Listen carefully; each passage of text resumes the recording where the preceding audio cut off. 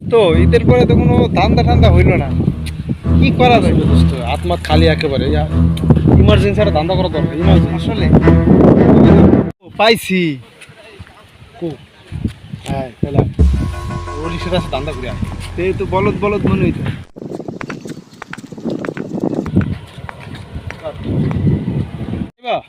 কই যাবেন মামা? এই যে সামনে যাবো।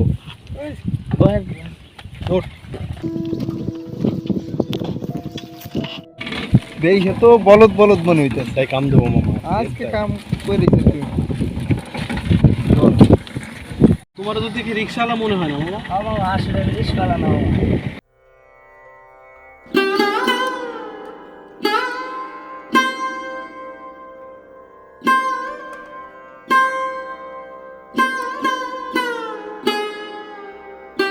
তোমার বাসায় কে কে আছে? এই তো আমার বাবা আছে, মা আছে, ছোট একটা বোন আছে। ওই যে ওই বাম পাশে এরা হয়েছে।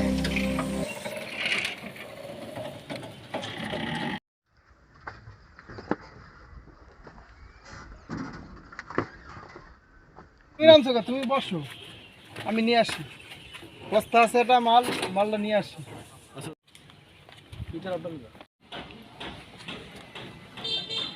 ভালোই ভালোই কামটা হইলেই হয়।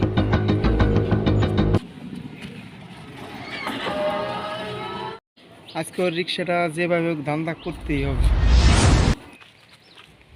দোস্ত বস্তা তো ভরছি, অনেক ভার, ভাবতেছি না। তাহলে চল আমি যাই। না দোস্ত তুমি বসো, ভাইয়া তুমি একটু চলো।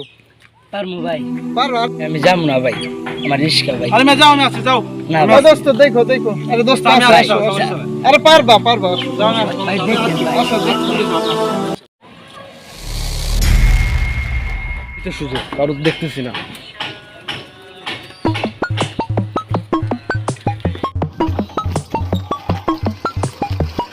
ভাই দাঁড়াও, আমরা বিবেকে বাধা দিতেছি, বুঝছো?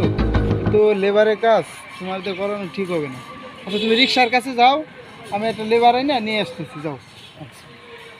দাঁড়াই তো। রিস্কা, আমার রিস্কা কো? আমার রিস্কা হে ভাই কো?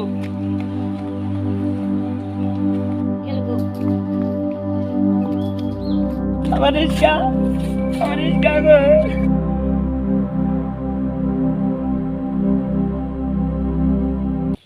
আমার রিস্কা না গেলে কোন সাবার উঠতে কো? রিস্কা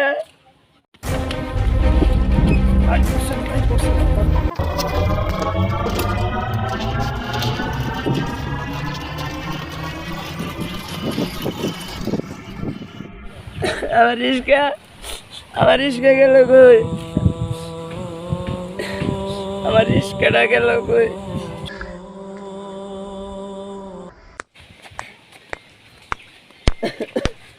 ভাই তুমি কাঁদতেছো কেন? ভাই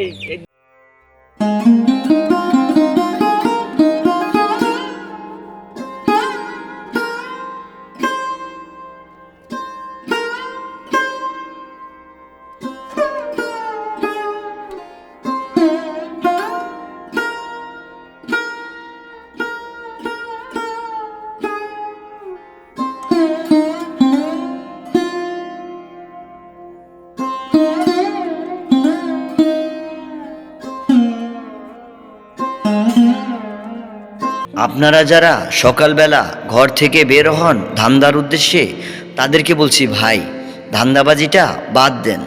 আর গরিবদের পেটে লাথি মারার চেষ্টা করেন না, কারণ গরিবরা পরিশ্রম করে দুবেলা দুমুঠো ভাত খাবার জন্য, বিলাসিতা করার জন্য না। আর যখন সেই পেটে লাথি পড়ে, আর সেটার কষ্ট একমাত্র আল্লাহ ছাড়া আর কেউ জানে না। তাই আসুন আমরা এইসব ধান্দাবাজি থেকে বিরত থাকি। আল্লাহ তাআলা আমাদের সবাইকে বুঝ দান করেন। আর আমাদের এই ভিডিওটি ভালো লাগলে বেশি বেশি করে শেয়ার করবেন প্লিজ।